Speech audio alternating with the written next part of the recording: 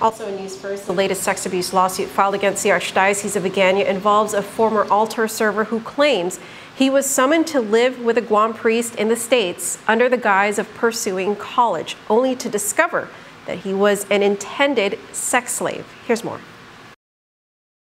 Most of the sexual abuse lawsuits filed against the church and the priest, described as having the most sexually deviant behavior, involve abuse that occurred on Guam. But perhaps, for the first time, this latest lawsuit details abuse that stretches all the way to Minnesota, where Father Louis Brouillard moved to after serving as priest for over a decade on Guam. The alleged abuse began in Guam in the early 1970s when JT, who's now 53 years old, served as an altar boy at the Malolo parish. JT appeared to be Brouillard's favorite, as he often pulled JT out of class to accompany him on errand runs, oftentimes sexually abusing the minor during these times. The abuse only stopped in 1976 when, according to JT, Brouillard was transferred to another parish. As a result, JT left the church and never returned.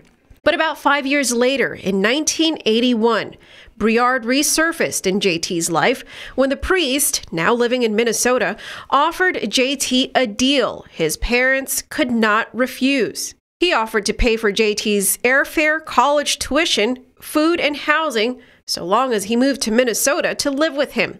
With such a rare offer, too great to pass up, JT's mother insisted he move to Minnesota to attend college. Reluctantly, JT agreed.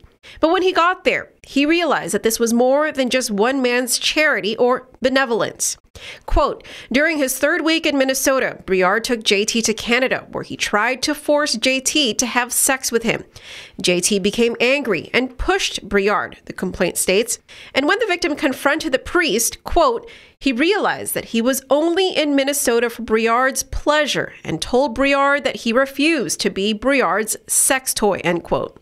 JT demanded he be dropped off to his brother's house, and this, the complaint says, is the last time he ever saw Brouillard.